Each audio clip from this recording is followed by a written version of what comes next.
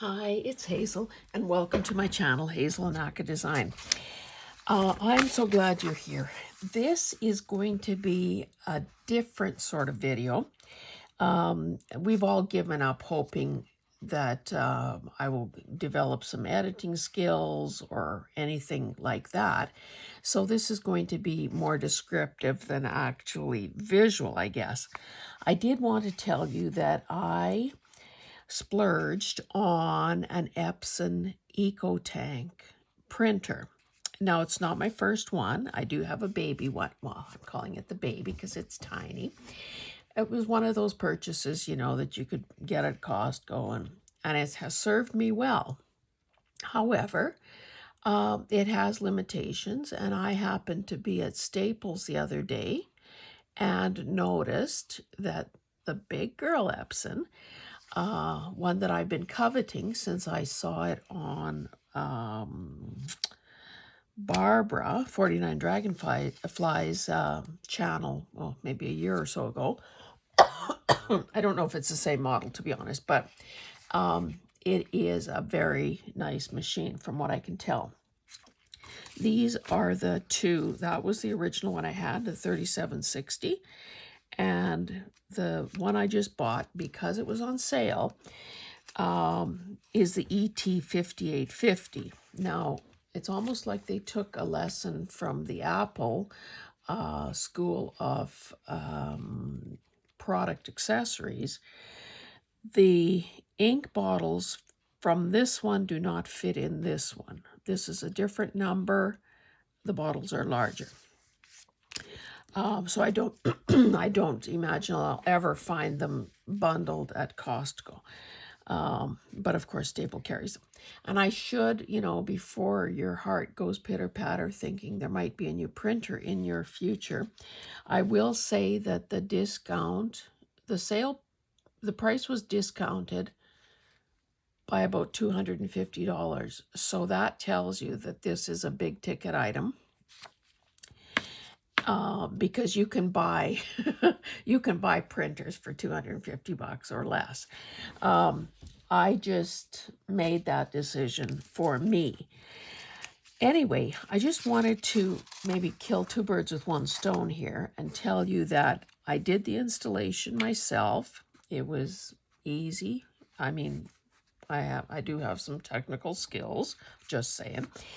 And the beauty of this thing is that it has two paper trays, which means I can load, the sort of the default one or tray one with regular paper, and tray two with specialty paper.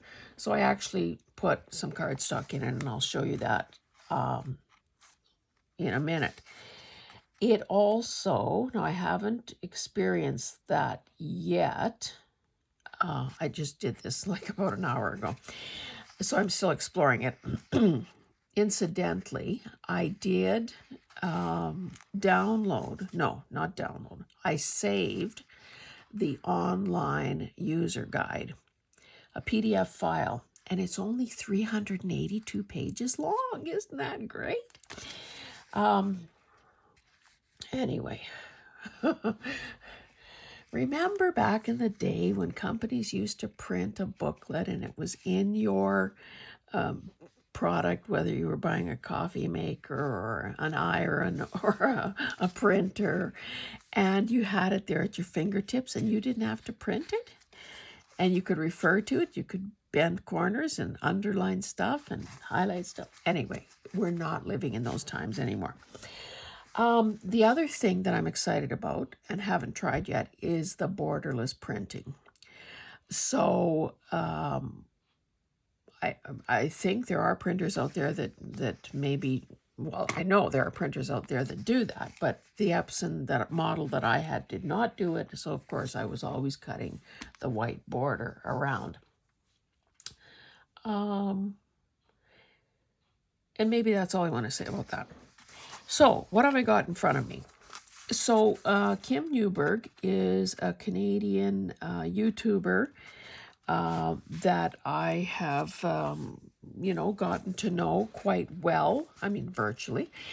recently. She, of course, is the brains behind the hashtag Happy Mail movement and just seems to have kind of an irreverent sense of humor. And that's right up my alley. So she has a coffee page, and she has a membership-based thing on her coffee page, and she had, but so, you know, membership-based meaning you pay for it and you get certain content, but there's also a large freebie section. So I think, you know, over 200 items for sure. Anyway, one of the things that she showed in a recent video was how, as she was crafting, she also has another clever hashtag, and she's sort of resurrected it. It's hashtag arm's length art, where you limit yourself to just building something with what you have on your desk. So you don't pop up and down running across your craft space getting other things. You just use what is there. And for most of us, you know, we could be ankle deep with stuff on our desks. So that's not an issue creating. Anyway, as she was going through her video, she was taking teeny tiny scraps, and I'm talking like about that size, like an inch, barely over an inch, and gluing them onto sort of a model, you know, stylized bingo card. So some of them were fabric, I think some might have been stickers, some might have been tiny little images, and I fell in love with the idea. So I thought, I'm doing that too. Anyway, so I printed this just on plain copy paper on my new printer. And, well, it's lovely, isn't it? Then I thought that, well, this is sort of professional quality paper, like sort of has that linen-y feel, like if you were doing a resume letter or cover sheet or something. So I did this, and I'm thinking, well, yeah, that's good too. Let me just move these other things for a second. It's nice to have something in this sort of ivory color.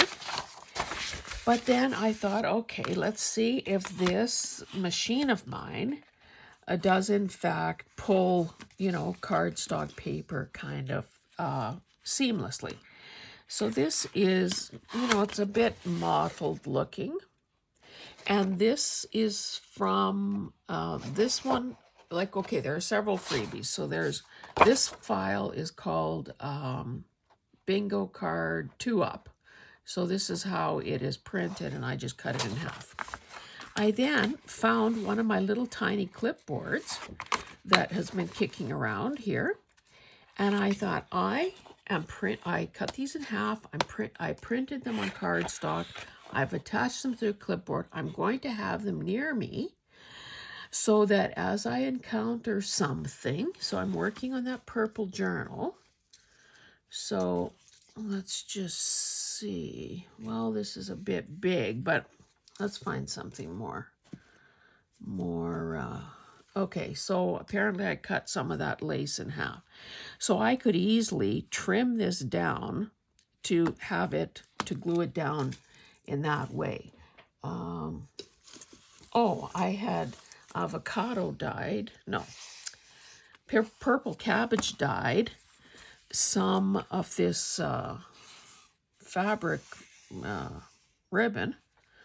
Fabric ribbon. Some of this, this was around a jelly roll, and I dyed it. Anyway, I could cut about an inch of this off, glue it down. Wouldn't that be gorgeous? And, you know, I have a couple sheets going here or ready to go. So I could, I'm just trying to find something else. I have these scraps. I could trim that up and add that as well. So I think the possibilities are endless. It would be gorgeous when it's complete. And I just wanted to draw your attention to that. You know, if there's a lot, if you never bought a digital, there's a lot of stuff on her site, on Carolyn's Craft Tree site, and of course, many other people's sites or coffee shops that would allow you to begin crafting right this minute. The only thing that I'm going to have to learn with this new printer is to remember to select which tray I want to draw from. So cardstock obviously would be a second choice after regular paper. But if I wanted to print on vellum or tracing paper, whatever, there are many, many, many online or through the print dialog box, where I could choose the type of paper. So photo paper, and that sort of thing. So I am looking forward to exploring that a bit because, you know, obviously the cheaper printers have fewer features like that. And, you know, we do a lot of experimenting. We do a lot of things that don't turn out well. So in the process, we're burning up paper and ink, trying to get the results that we want. So I'm hoping that this will be something that I really, you know, kind of use to the max. So while I was at it, another freebie that I don't know when she put these on her, Kim put these on her coffee site, but do you not love these dresses? Do you not wonder about this 10-inch waist here? And who might have had that? So they're lovely. I didn't I didn't download them all. I didn't I think I maybe printed the ones I downloaded, but I didn't even, there are many more to choose from. So I just printed these on plain paper.